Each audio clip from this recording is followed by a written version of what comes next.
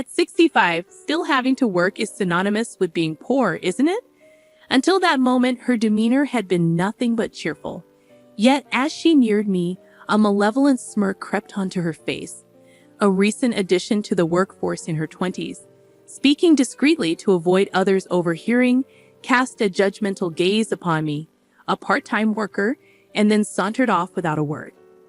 When conversing with her colleagues, she exudes warmth, making me question if I had misheard her abrupt change in demeanor. Reflecting on our initial interaction, it was undeniably intense. But that was merely the tip of the iceberg. My name is Mara Coleman, a part-time employee at Global Mart, a renowned national supermarket chain. With stores recently proliferating across all 50 states, the branch where I work remains a quaint countryside outpost.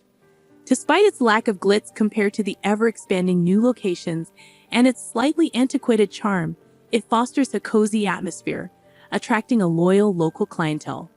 I joined the workforce here in my 20s, shortly after tying the knot. In the past, it resembled more of a quaint general store rather than a sprawling supermarket. As the years passed, the town, its inhabitants, and the store underwent transformations, evolving into a nationwide chain. I temporarily stepped away from work to focus on raising my child, but once my parental responsibilities lightened, my affection for the store drew me back. Now, as the longest-serving member of the team, I find myself meticulously attending to every minor detail. "Oh my, this floor could use a good cleaning," I muttered to myself as I bent down with a rag in hand, ready to scrub away. Suddenly, a voice pierced the silence. "What on earth are you doing crouched there? You're blocking the way." Surprised, I spun around to find a young woman with her hair fashioned into two bunny-like knots, clad in a Global Mart uniform, though unfamiliar to me. As I pondered whether she was a new recruit, she folded her arms and shot me a stern look. "There's no point in doing useless tasks, but cleanliness is crucial for the store. Cleaning a spot that no one sees is just a waste of time, isn't it? Don't you dare talk back to me. You're just a part-timer," she snapped, catching me off guard with her sudden appearance and outburst. Later, our manager introduced me to her, Juliana, a recent graduate who had joined Global Mart that spring and was assigned to our store for initial field training. Juliana greeted the assembled part-time and temporary staff with a beaming smile. "Please be kind to me. I'm determined to work hard." Her cheerful disposition was a stark contrast to her earlier demeanor. Perhaps her earlier harsh words were merely a product of first-day nerves. Lost in thought, I watched as Juliana finished her introductions and made her way over to me. "You're Mara, right? I've heard you're the most experienced person here." "Yes, I've been here for quite some time," I replied. "Well, it's quite obvious you're older," Juliana remarked, her smile vanishing, replaced by a sneer. "Working at 65, one must be in dire straits financially." "Excuse me?" I stammered, taken aback by her unexpected comment. Juliana leaned in close, her words intended for my ears only. Shocked into silence, I watched as she chuckled and returned to the manager's side. Her interaction with the manager mirrored her earlier amiable demeanor. I initially brushed off the sudden shift in her attitude, chalking it up to a misunderstanding. However, whenever Juliana and I found ourselves alone, she would hurl derogatory remarks my way. Once, as I labored to move heavy items, she remarked, "Even at your age, must you subject yourself to such strenuous work for survival? How pitiable." Though her expression feigned sympathy, her crossed arms and rigid posture betrayed her contempt. On another occasion, upon witnessing me take home some leftover deli food, she sneered, "How destitute! Are you not ashamed?" Her tone dripped with mockery.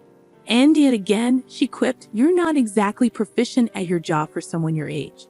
Perhaps you excel more in flattery than in actual salesmanship." Such were her mannerisms, consistently scornful whenever we were alone. However, the wisdom accrued over the years had taught me not to be ruffled by the words of someone young enough to be my daughter. I chose to overlook her behavior and let it slide. However, Juliana appeared to take issue with my approach, and her conduct took a turn for the worse. On a bright, sunny day, I found myself aiding a regular customer who grappled with vision impairment, often requiring assistance in selecting her items. "I'm sorry for the inconvenience," she apologized. "No inconvenience at all. Thank you for choosing us. Take care on your way home," I reassured her, seeing her off with a warm smile. Upon returning inside, I was met with Juliana, her hands planted firmly on her hips, though her voice was hushed to avoid drawing attention from other customers and staff. Her eyes bore a scornful glare. "What were you doing?" she questioned. "I was assisting a customer," I replied. "All that time spent on just one customer? Absurd. Assisting customers in need is a fundamental aspect of our job." "That's such a provincial mindset," Juliana scoffed. "What do you mean?" I inquired. "If you're spending so much time with one customer, you should be focused on making more sales. Can't you grasp that concept? With all due respect, we can't generate sales without prioritizing customer satisfaction," I countered. "Don't argue with me. You're just a part-timer. If you continue to act against the store's interests, you'll be terminated," Juliana retorted before retreating to the back office. I let out a deep sigh as she departed. Frankly, I found it challenging to keep pace with her relentless demands, despite my genuine passion for the job. Juliana's on-site training as a fresh recruit spanned a mere 2 weeks, with one already behind her. Knowing I just had to endure one more week made the situation somewhat bearable. Mentally preparing myself to persevere, I returned to my duties. As the week drew to a close, Juliana's training concluded, and she bid farewell to the store. Before business hours, she greeted the assembled staff with her customary radiant smile. The manager commended her efforts, giving the impression that she had only displayed her positive side to them. Curious, I inquired about Juliana from other colleagues. They described her as somewhat green but affable and cheerful. Perhaps they were more forgiving because she was still in training. It was a shrewd move on her part, I thought to myself. As I stood there, a whirlwind of emotions surged within me. Surprise mingled with a begrudging admiration. Juliana sauntered over, her smirk laced with amusement. "I've had a little chat with the manager about you," she declared. "What did you tell him?" I inquired cautiously. "Oh, just a few things about your incompetence," she replied with a dismissive wave. "The manager values my youth and competence over your outdated skills. It's only a matter of time before you're let go. You should consider it a blessing to be rid of this burden." With a gleeful laugh, Juliana departed, leaving me with a mixture of relief and unease. Would her demeanor always be so venomous? Although her training had ended, she would soon be assigned elsewhere, perhaps never to return to this store. The prospect of enduring her presence again filled me with dread. With a heavy heart and a lingering sense of apprehension, I let out a deep sigh. A month had elapsed since Juliana's departure when I found myself standing outside the company's towering headquarters in the city. My nerves fluttered. Visits to headquarters were rare for me.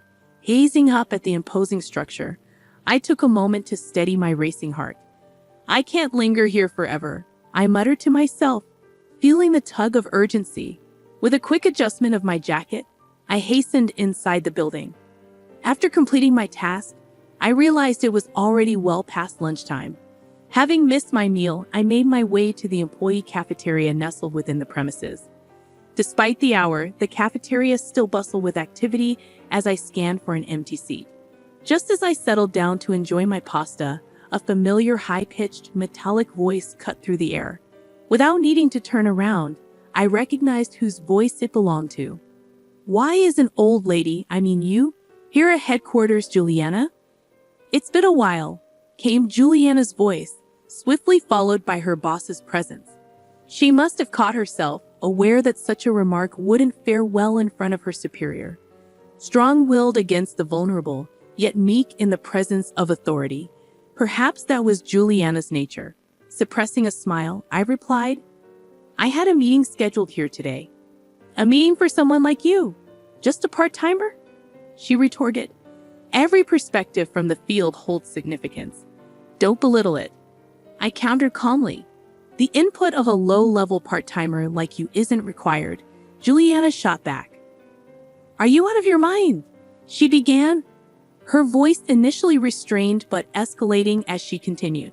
Oblivious to her boss's shocked expression and my own, Juliana continued her tirade. Are you even listening? I detest women like you who persist in working into old age. I find fulfillment in my work, and I'm grateful for the opportunity, even at my age, I asserted. Juliana's response was swift and disdainful. It's repulsive. Spare me the sight of your pathetic existence. Listen here. There's this person from my training, utterly useless, yet refuses to leave. She's dragging down the store. She should be terminated, Juliana continued, her disdain evident. Intervening before Juliana could say more, her boss stepped in. At that moment, the cafeteria's entrance hummed with activity as an elderly gentleman approached us. Juliana's boss straightened up, but Juliana's expression soured as she glared at him. What's all the fuss about? Who are you? And what do you want? The elderly gentleman inquired. It appears I've arrived at an opportune moment, Marcia, he remarked. Indeed. Left unchecked, this situation could tarnish the company's reputation. That's a serious concern, Marcia replied. Don't ignore me and start talking, the elderly man pressed on. Wait, do you even realize who this is? I interjected. You should have heard him speak at the orientation, Juliana. Another voice chimed in. Juliana's expression shifted to one of confusion as she glanced at the man beside her. Suddenly, a wave of realization washed over her, and her complexion paled. It dawned on her who the man standing next to her truly was. Bert Coleman, the president of Global Market. Are you a recent hire? What's your name? Bert inquired. Her name is Juliana Bert, the other person replied. Why are you addressing the president by his first name? I questioned. She's my wife. It's only natural for her to call me by my name, Bert clarified. Huh? Juliana's eyes darted between me and Bert, her confusion palpable. Meanwhile, Juliana's boss buried his face in his hands. I rose from my seat and positioned myself beside Bert. Allow me to reintroduce myself. Mara Coleman, 65, wife of the president of Global Mart. I introduced myself. You're kidding, right? If you're married to the president, why are you slumming it as a part-timer in some dingy supermarket? Juliana retorted. As I said, I genuinely enjoy working.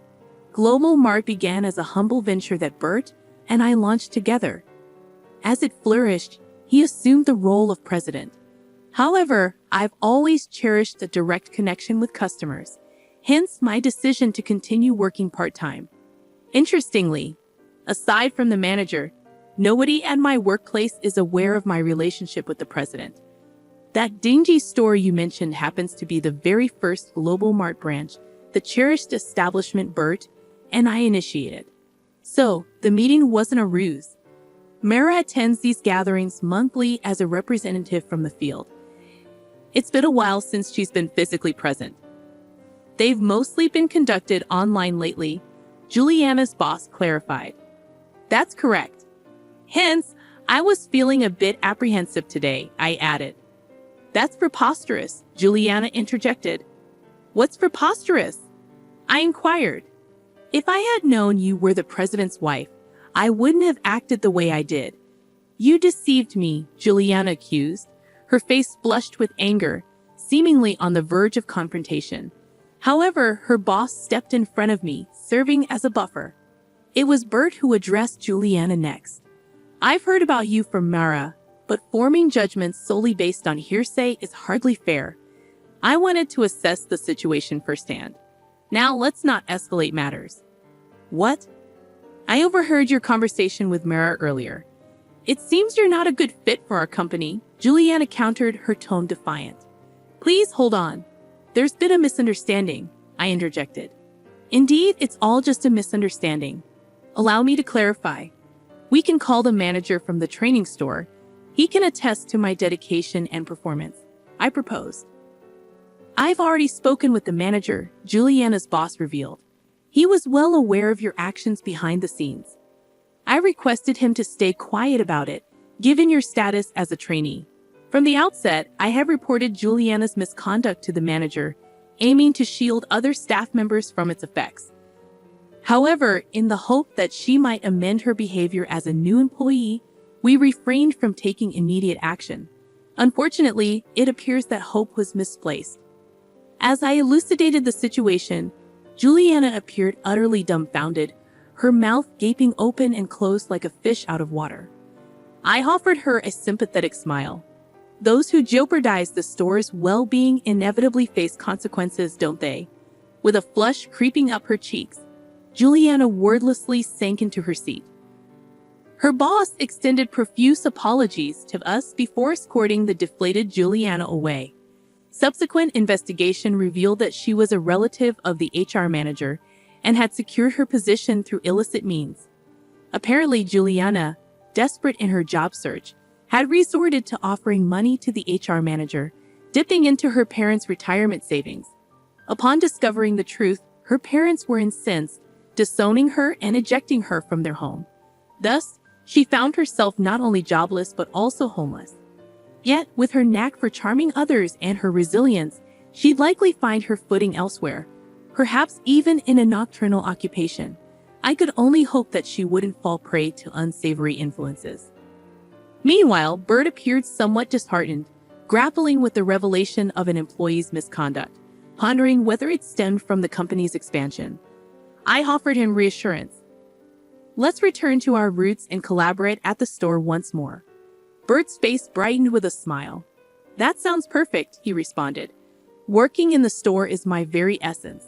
It's akin to nurturing our own offspring from its inception. I aspire to remain there perpetually, always wearing a smile.